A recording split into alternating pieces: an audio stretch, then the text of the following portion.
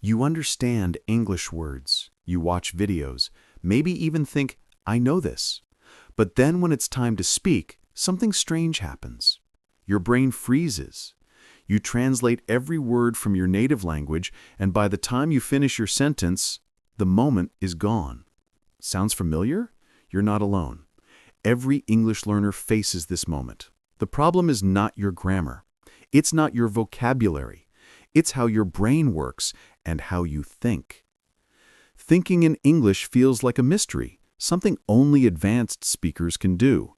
But the truth is, anyone can train their brain to think in English.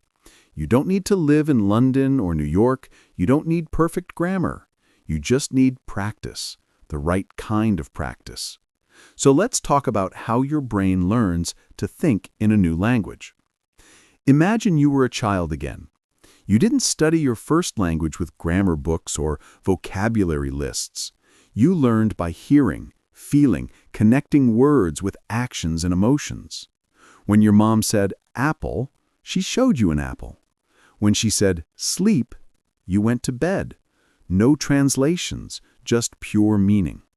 That's how you built your first language, through direct connection. Thinking in English works the same way. The problem is, when we grow up, we try to learn English the wrong way. We try to build it on top of our native language, word by word.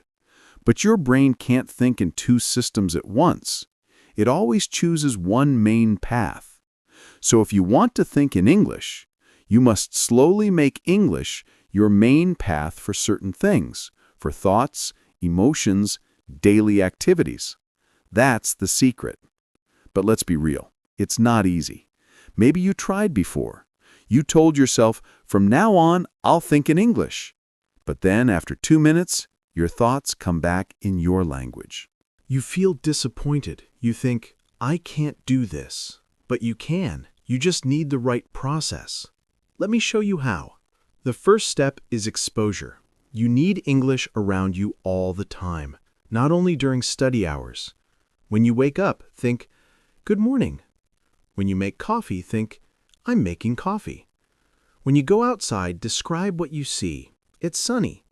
The air feels nice.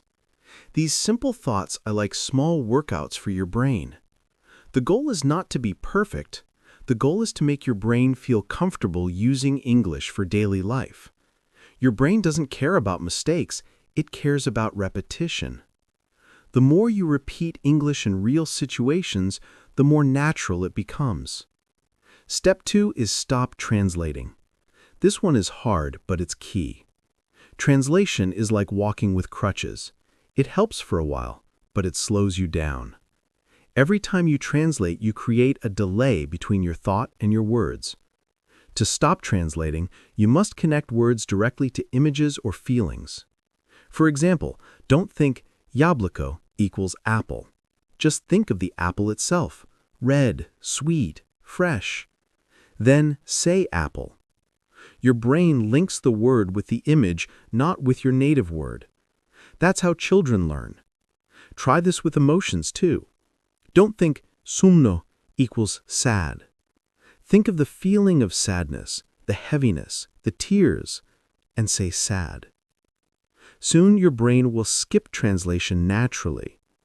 The third step is immerse emotionally. It's not enough to just read or listen. You need to feel. Watch movies, listen to songs, read short stories, but feel them. When a movie character laughs, smile. When they cry, feel their pain. When you connect emotion to English, you create strong memory links. Your brain remembers emotions much longer than words. That's why emotional stories help you think in English faster. Step 4 is narrate your life.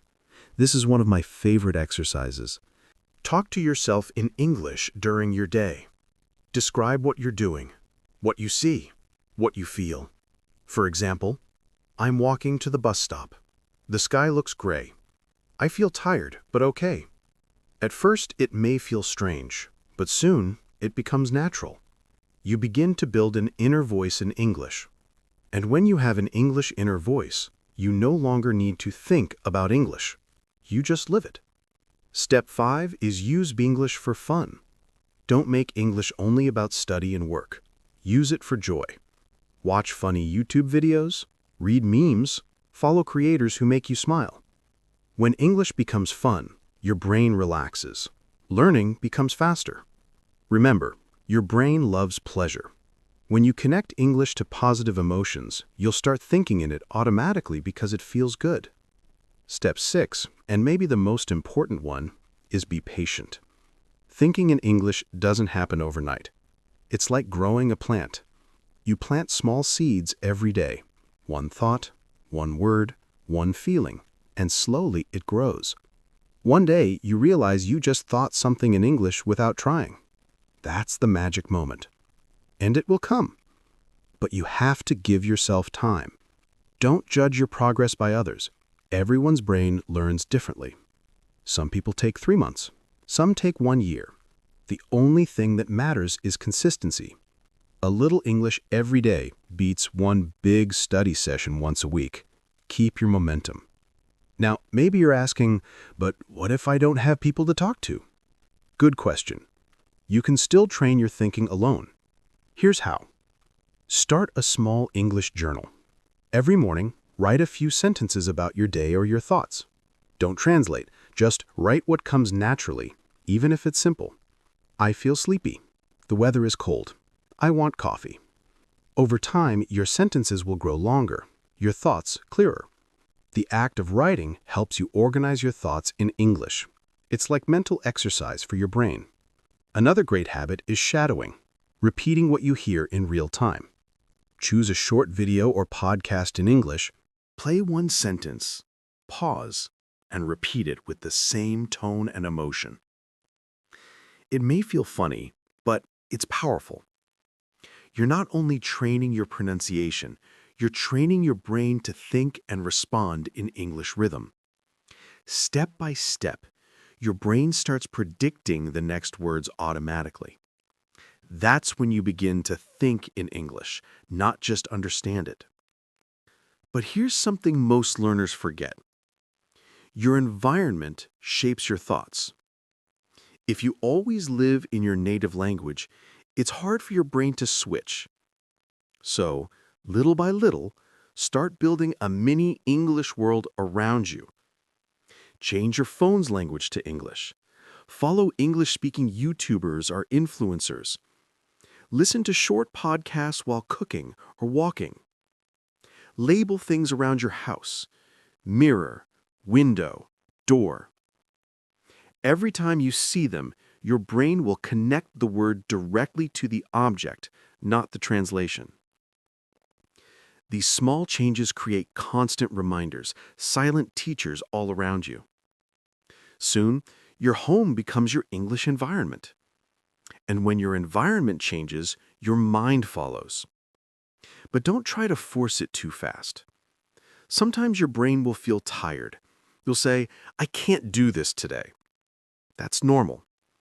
Thinking in another language takes energy. Give yourself breaks. Let your brain rest.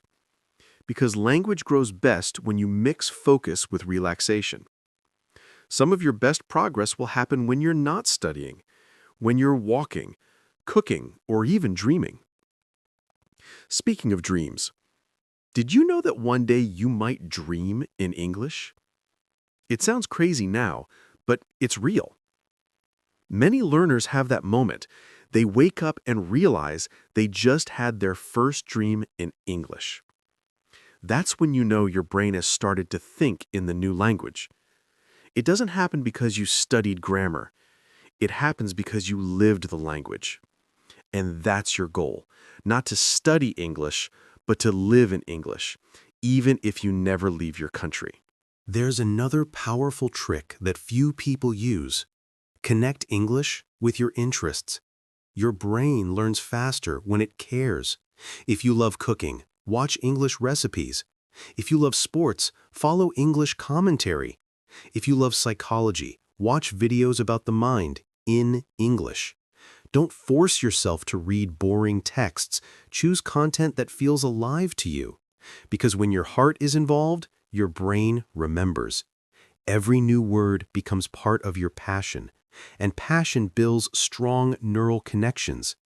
Remember, you don't have to understand every word. Focus on meaning, not perfection. Even if you get 70%, your brain is learning. Slowly, it fills the missing pieces. Like a puzzle. One day, it just clicks. Let's talk about fear for a moment. Many learners are afraid to speak because they don't think fast enough. But here's the truth. Thinking fast doesn't mean being perfect. Native speakers also hesitate, make mistakes, repeat words. The goal isn't speed, it's flow. And flow comes when you stop judging yourself. The more you relax, the easier it becomes. So next time you can't find the right word, don't panic. Use simple language. Don't say, I am feeling a bit under the weather. Say, I feel sick. Don't say, it was an outstanding experience. Say, it was amazing. Keep it simple. English isn't about big words, it's about clear thoughts. And clear thoughts come from practice, not perfection. Here's another key point. Your brain speaks the language of pictures. The more you visualize what you say, the faster your thinking becomes. For example, if you say, I'm walking in the park, imagine the park, the trees, the sound of birds, your footsteps. When you add images, your brain stops depending on translation. You think directly in scenes, not words. That's exactly how native speakers think. They don't translate from English to meaning. They see the meaning first. You can train this too.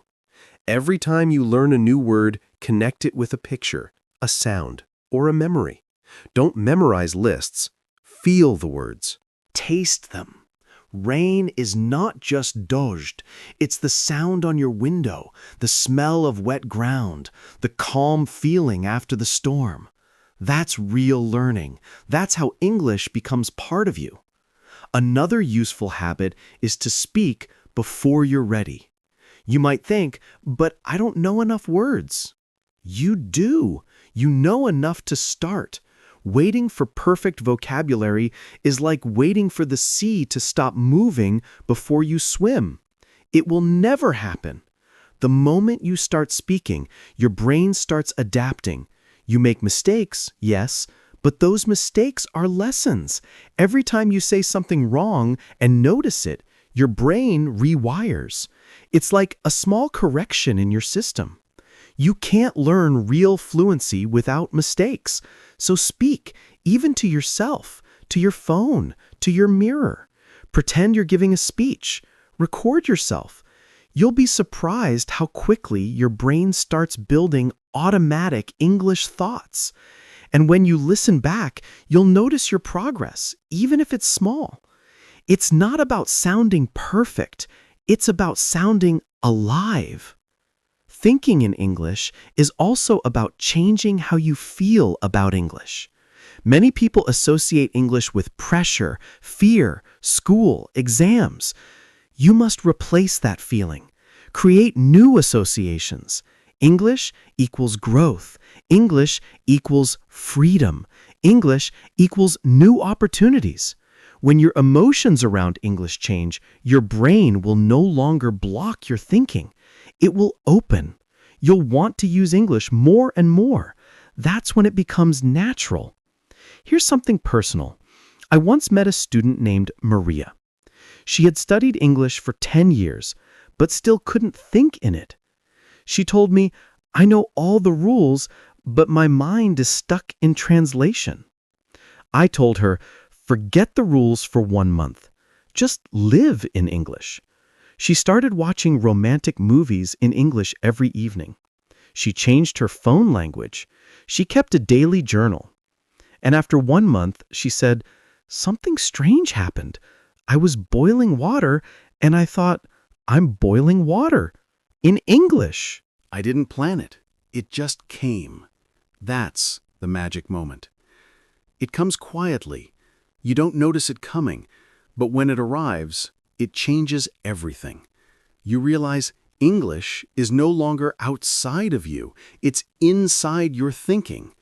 That's what you're working toward. One thought, one sentence, one emotion at a time. So be patient with yourself. You're training your mind, not memorizing data. And the mind changes slowly, like water shaping stone.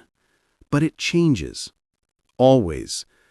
Another trick that helps is using micro-questions. Throughout the day, ask yourself small questions in English. What am I doing? How do I feel? What time is it? What do I want to eat? Answer in English too. I'm writing. I feel happy. It's almost lunch. These little dialogues are powerful. They create instant mini conversations in your head. Soon, your inner voice becomes bilingual. Then, mostly English. This is how your brain switches automatically. It starts answering before you even think to translate. That's when you know you're really thinking in English. And don't worry if your English thoughts sound simple. That's how every new system begins. Complexity comes later. First comes clarity.